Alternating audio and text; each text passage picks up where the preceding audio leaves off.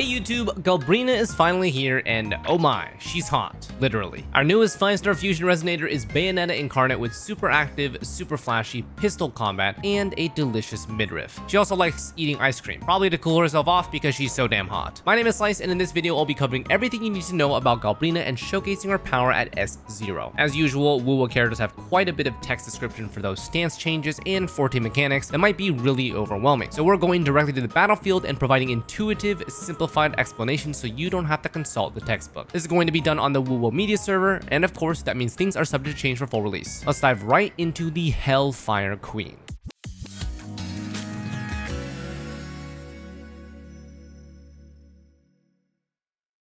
Alright, so first an intro clip. This is a normal rotation with SK, Mortefi, and Galbrena in trial, with slight pauses between actions so you can see her action sequence. It's the same setup, will come first like usual, and then once ready, we're going to intro with Galbrena. Let's do this. After that, we go basic plus dash plus E plunge combo until we get a full Forte bar. Specific order can vary, but we just want to use her abilities at least once. Then our enhanced resonance skill lights up. She transforms, sends her liberation out, and then consumes her Forte bar with the rest of her attacks before outroing out. Fight fire with fire. Let's break.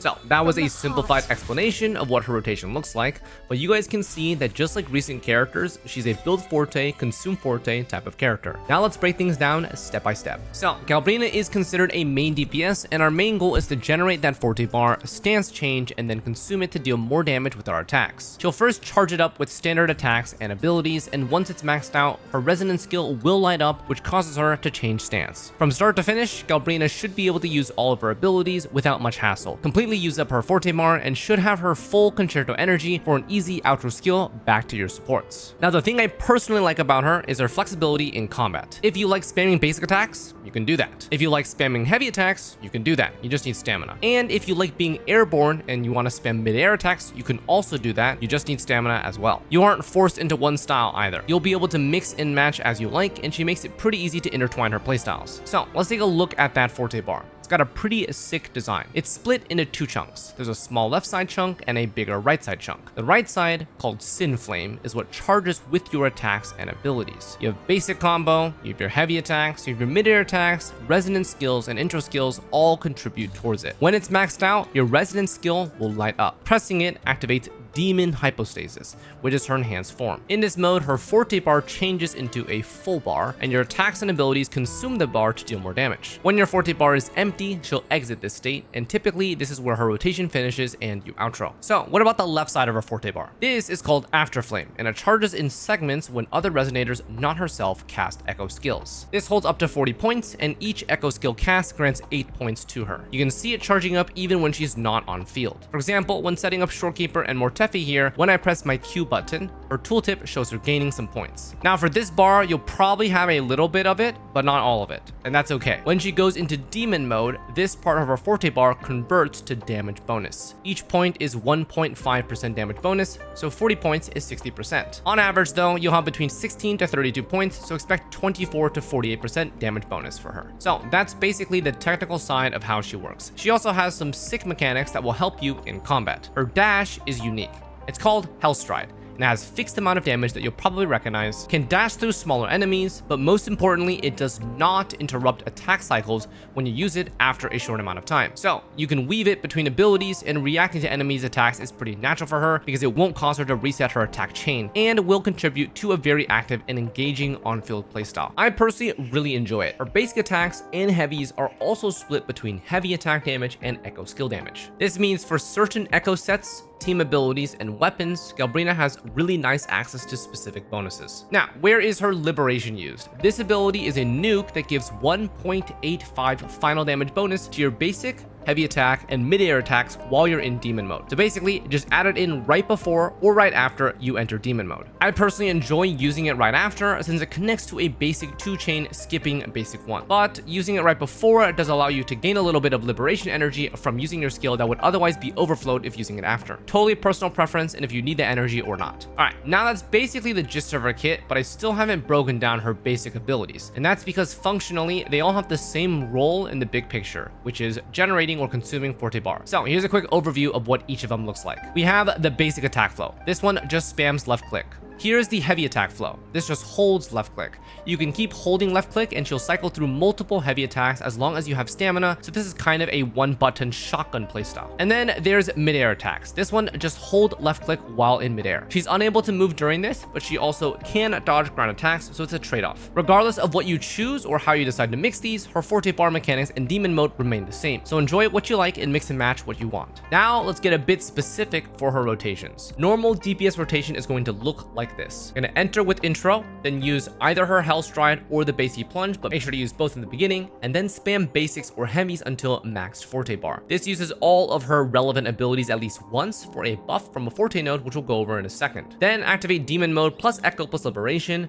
Do another quick E plus plunge, then go to town with your favorite combo while weaving Hellstride dashes. I personally enjoy spamming basic 3 to 5 for those juicy kicks and weaving in dashes whenever necessary. But be careful though, because it can get interrupted and you will lose your whole attack chain. Once the bar is empty and your concerto is ready, just outro and the rotation is complete. Alright, so now you basically should know how to play her. Let's go through what buff she gets and Forte priority. She also has an extra buff in her Forte circuit that gives 20% attack. This is called Burning Drive, and it's basically permanent attack buff as long as you're using any of her normal abilities. Top Forte node gives stamina recovery on the final hits of either your basic or heavy attack chain in either base mode or demon mode. Middle Forte node gives a damage amp buff called Fated End, and this is why we incorporate so many extra moves from various parts of her kit, so she can stack this buff as fast as possible. This buff stacks up to 4 times and activates for 5.5 seconds after any of these abilities are used. This includes your intro, normal basic, demon basic, counted as different stacks, normal heavy attack and demon heavy attack, also different stacks, normal or demon mid-air attack, this counts as the same stack,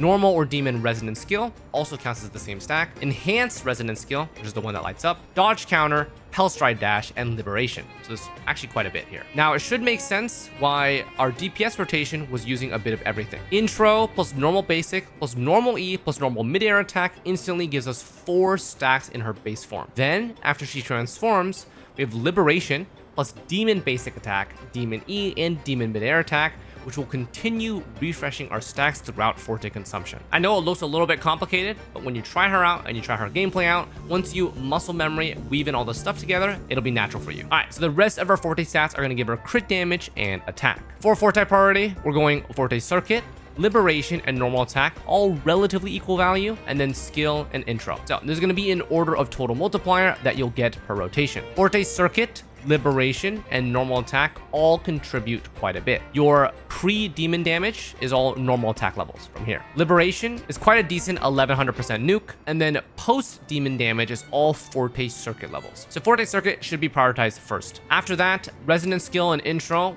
are basically just used once to proc Fated End buffs from this middle Forte node. Alright, so before we jump into her build details, let's talk about her sequence nodes. Like usual, the first 2 sequence nodes are on the table even for F2Ps, assuming you have the currency. S1, After Flame conversion from activating demon node now also grants crit damage on top of the original damage bonus. Originally, you get 1.5% damage bonus up to 60%, but with E1, it now also gives 2% crit damage up to 80%. When you're in demon mode, also receive immunity to interrupts for all longer duration or channeling attacks, which include basic 5, heavy attack 5, and mid-air attacks. From my experience playing her at S0, getting interrupted for her attack chain is pretty annoying since it force resets your chain back to 0, preventing the final big hits. S2, the attack bonus from Burning Drive grants 350% more attack bonus. The base is 20%, so this will increase it by 70% up to 90%. S3, liberation damage gains a 2.3x final damage increase. S4, anyone in the team using an Echo skill grants 20% all damage bonus for 20 seconds. Echo skill casts are built into Galbrena's kit, so this will be 100% uptime, including all your other resonators as well. S5, all forms of resonant skill gain 2.5x final damage increase. This one's a bit underwhelming, since by default her resonant skill is pretty weak and is only used for Fated End buffs. S6, demon mode becomes enhanced and all major basic and heavy attacks gain a 1.6 final damage increase. After Flame has additional conversion now to also grant fusion damage amp, alongside E1 granting crit damage and the base granting damage bonus. So at E6, After Flame is pretty important to stack up with certain synergistic teammates since it now grants 60% damage bonus, 80% crit damage, and 35% fusion damage amp at max stacks. So overall, in my opinion, Galbrena's sequence nodes are on the blander side, mostly focused on raw damage increases. This is likely because her base kit is already mechanically dense, so they don't need to add more complexity to her kit. And the main benefits are immunity to interruption and stronger scaling. You also notice that she has eaten this popsicle over and over and over again.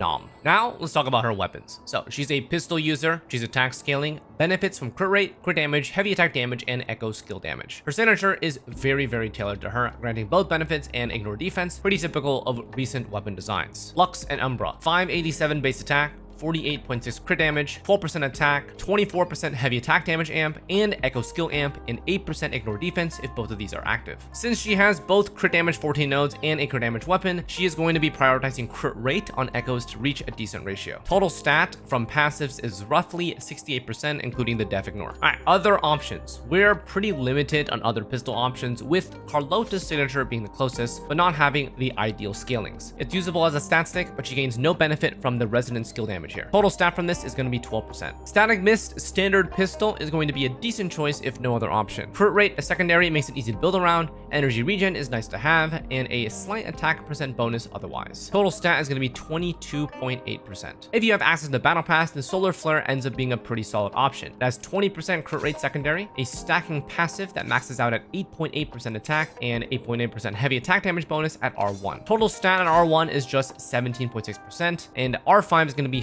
57.6%. Unfortunately, it doesn't have echo skill damage bonus, but attack is universal and heavy attack is also useful. And our final option for her, Nova Burst. This one's going to be a raw attack stat sticking weapon, providing 30% attack on secondary and up to 12 to 24% attack on passive. If we take a look at these overall, Galbrena's weapon choices are pretty restrictive, basically only to the battle pass, standard pistol, and above that. If you can grab the standard pistol, it'll probably be a pretty well balanced option for her and easy to build around. If not, either the battle pass Solar Flame or signature would be your best bet. Now let's cover her echoes. So she's got a new 3-piece set to rock, Flame Wing Shadow. This one's a mixed set, providing 20% crit rate to heavy attack damage and echo skill damage when the other side is used. For Galbrena, she's got both of these damage sources mixed in automatically, so you're gonna have 100% uptime without a second thought for both sources of the crit rate. When both are active, you also gain 16% fusion damage bonus. So in total, you get 40 CV from this and 16 stat, so this makes this a 56 stat 3-piece. Of course, we're going to combine this 3-piece with the 2-piece Molten Rift for 10% fusion damage. As a stepping stone while you farm for 3-piece Flame Wing, of course, 5-piece Molten Rift will be the default choice, granting 40% total fusion damage bonus. Make sure to upgrade to the 3-piece when you can, since the 20% crit rate is a pretty big source for her that she doesn't have by default. For the main echo, we're going 3-cost Chorosaurus. This will grant her 12% fusion damage bonus and 20% echo skill damage bonus, which is 32 total stat for her. It's also a summon, not a transform, so it's very easy to activate without interrupting her rotation. For optimal build, it's going to be 4-3-3, but 4-4 is a viable alternative. With her Forte giving crit damage and weapon giving crit damage, she's actually really starved for crit rate. Whether you're going 4-3-3 or 4-4, at least one 4-cost crit rate main stat is basically a must. My current build with fixed echo stats and just a 4-cost main stat crit rate still only has 58.5% crit rate, because besides the echoes, her base is just 5%. With the 3-piece bonus, it's going to be 78.5%, which is still on the lower side for comfort. If you use a crit rate weapon, use whatever 4-cost main stat you need. Try to stay within 80 to 85% crit rate to account for Shorekeeper's crit bonuses. On the stat page, it's going to be 60 to 65% crit. For 3-cost echoes, either fusion damage or attack percent will work fine. She has a pretty balanced amount of both from her Forte nodes, echo stats, weapon bonuses, and supports, so prioritize the best substats you can find. On the topic of substats, aim for a good balance of crit rate, crit damage, ER, and attack. Heavy attack damage bonus is nice, but less valuable than attack since her damage is split between heavy attack and echo skill damage. Now, for ER, I have not noticed any problems at 134%, and I'm pretty sure you can comfortably run 120 or lower. Try to grab 2 to 3 substats if you can, but don't break your back trying to force it. Most important substat until you reach 100% in battle is going to be crit rate, so aim for crit rate heavy substats. Alright, now onto a quick stat check. As a reminder, these are media server echoes with fixed crit rate, crit damage, attack, and ER. So this build will have higher attack on average with the extra 10% attack on each piece. Crit rolls are all min rolls, so this is lowest bound, assuming every piece is double crit. With these echoes,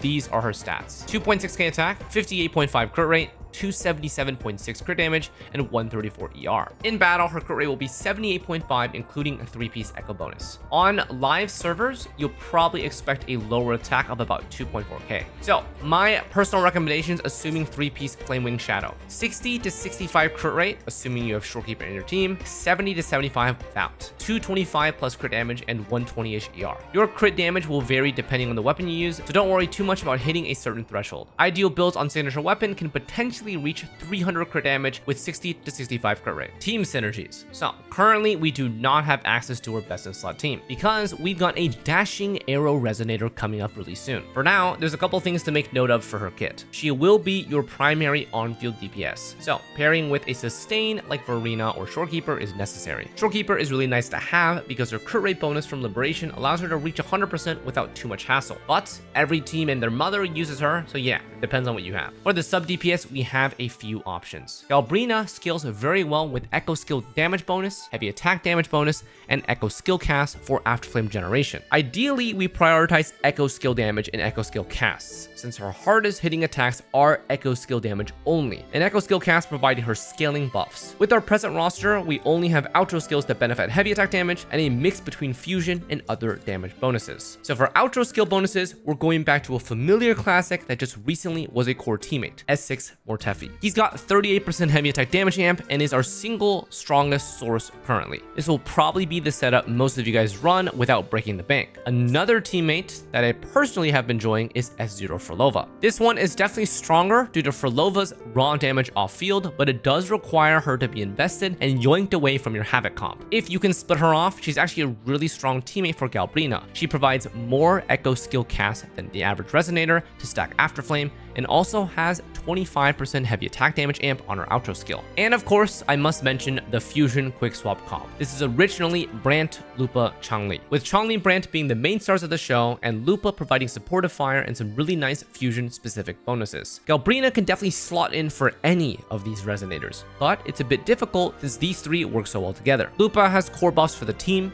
Brand's damage is a huge ass nuke, and Changli gets massive value for quick swap since her animations are so long. The unfortunate thing is that none of these three have very synergistic outro skills for her, and Galbrena's outro skill herself is selfish damage and provides nothing for the team. Lupa's is fusion and basic attack damage amp, Brand's is fusion and resident skill amp, and Changli is fusion and liberation amp. So no true synergy with heavy attack or echo skill damage. I would say try this out and put Galbrena in over any of these three if you enjoy quick swap, but don't expect top tier damage out of Galbrena. All right, so future best in slot is going to be Galbrena plus Cho Yuan plus SK Verena Flex. Current strong teams: Galbrena plus S6 Mortefi plus Flex, Galbrena plus S0 Phrolova and Flex, or Galbrena Quick Swap. The rotations will be pretty straightforward. You're going sustain into sub DPS, into Galbrena, into repeat. All right, now onto some showcases. So I've got 2 full showcases for you guys using our current lineup of supports. S6 Mortefi for the first and S0 Phrolova for the second. SK will be supporting both sides. These showcases will be done against difficulty 6 hologram fallacy to give you realistic perspective of how to approach and improvise her rotation against one-shottable enemy hits. I would usually use TOA for this, but the boss is Hecate, and it's really difficult to get a proper run with how mobile that boss is. So first up, we've got the S6 Mortefi Galbrena combo. Since we can start off holograms with immediate liberation energy, we can rush the initial setup to get some nice damage off before the boss's first actions. Alright, so leading, we're going to immediately liberation with Shorekeeper, get some energy generation, then switch to Mortefi and set up like usual. Gonna wait for a little bit for the boss's attack patterns to line up a little bit more properly. And then we echo, and then outro into Galbrena. There we go. Alright, we're building up that Forte bar now, and also waiting for the boss's attack patterns. Alright, now it's ready. Gonna make sure to dash this this stomp here. There we go. Get some kicks in. 2 kicks out. You notice how I'm improvising here? I feel like I don't have enough time to E-plunge before he goes into phase change. So immediately do as much damage here. Want to get this outro as soon as possible so we can break that toughness bar. Okay, so he's down now. Getting our second rotation in with Mortefi. Okay, super nice. Galbrena's second rotation is in. The boss is still downed. Everything's proper here. EQ into liberation. Damage is looking solid here. Fight fire with fire. Getting 2 full kicks in. And now we swap out. So now the boss is in a little bit of a tricky situation. We're gonna have to improv and try to be able to survive because any of these attacks will probably knock us out. Okay, so I noticed that I have outro ready here. So I pop liberation, switch to Mortefi, and continue dodging. Okay, 1 dodge. Outro's almost ready. I'm gonna dodge this. Echo, swap out. Make sure we dodge the plunge. There we go. And the second plunge. Okay, so this, I unfortunately did get hit there, and we did have to use Shorekeeper's middle Forte node for that. So I did get hit once here, and it would have knocked us out, but we got survived by SK. But that is a typical rotation there. It's pretty fluid, and it does feel pretty nice to execute. Total time to clear here is going to be 1 minute and 24 seconds, which is not bad at all. Next up, we've got an S0 Phrolova Galbrena showcase. So this run is going to be noticeably faster than Mortefi due to a couple things. Phrolova does an immense amount of damage off field and also can stack Galbrena's Afterflame higher than average with more Echo skill casts. Just a reminder that Afterflame is her red bar on the left side of that Forte. As usual, we are going to pre-set up Phrolova's liberation beforehand by generating all her notes and initiating heavy attack before the round starts. Just like the Mortefi showcase, we're doing basically an instant liberation, an instant outro, so that Galbrena can get her first rotation as fast as possible. Alright, so setting up instantly with SK's liberation, doing a little bit of energy generation into Phrolova. She already has ult prepped. We're gonna go ahead and echo and then liberation, then swap out to Galbrena before the boss even moves, which is really nice. So first move there, make sure to dodge out of that. We do have a little bit of time delay on our abilities, so I want to make sure I don't accidentally dash too far too early. All right, so we have good setup here. Liberation right after the stomp, and now we're doing a lot of damage. So first kick coming in, getting a second kick coming in. Beautiful. Switching out. Phrolova is still doing a massive amount of damage. Look at our look at the HP bar, already under 50%. Second coming in with SK into Phrolova. Got to generate her notes naturally now. Basic and then E double tap, and then echo, and then double note last 2 notes. Heavy attack here. Liberation, and then back to Galbrena. So our damage is really nice here. See the setup here. KD doing a massive amount from off field.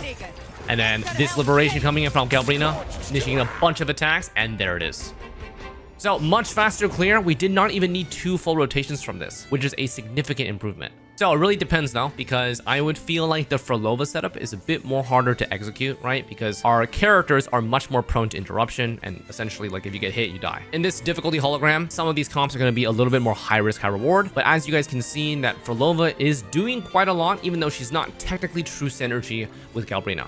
So showcases are now done. Overall, my thoughts. Both Mortefi and Phrolova are strong, viable comps currently. In actual combat, as you guys saw, Galbrena is a pretty technical character. You're not always going to get the exact rotation that you want, and her unique Hellstride dash does have a cooldown of its own, so you can't spam it back to back like a normal dash. Be careful about getting your attack chain interrupted, because you will lose a significant portion of her DPS, and it did happen a lot on the runs that you guys don't see because I only show you guys the successful runs. So besides that, her potential damage output is very high if you can pull off uninterrupted combos. So that's going to wrap up this comprehensive guide on Galbrena. Now, is she worth to pull? This is highly dependent on if you enjoy her playstyle. She's way more mechanical than the average character, and her kit is not as unga bunga as maybe some other recently released characters. And at the current moment, we are still looking forward to the release of Qiuyuan, who may end up becoming an extremely strong teammate for her. Can't tell you guys too much about that right now. So keep your options open. If you want Galbrena to be competitive in terms of team DPS, be ready to also grab the upcoming character. Otherwise, in my opinion, pull if you like her design. She's super hot and has pistol gameplay. So that's going to wrap things up. If this video helped you out, I'd appreciate a like and sub to show YouTube that you enjoyed the video. And if you know someone who's interested in Galbrena, maybe this video would help them out. I stream every night on Twitch at twitch.tv/Xlice. So if you want to ask questions, hang out, or chill, I'm knee deep in a variety of gacha games. So yeah, let me know in the comments what you think of her. Thank you for watching, and we'll see you guys next time. Take care.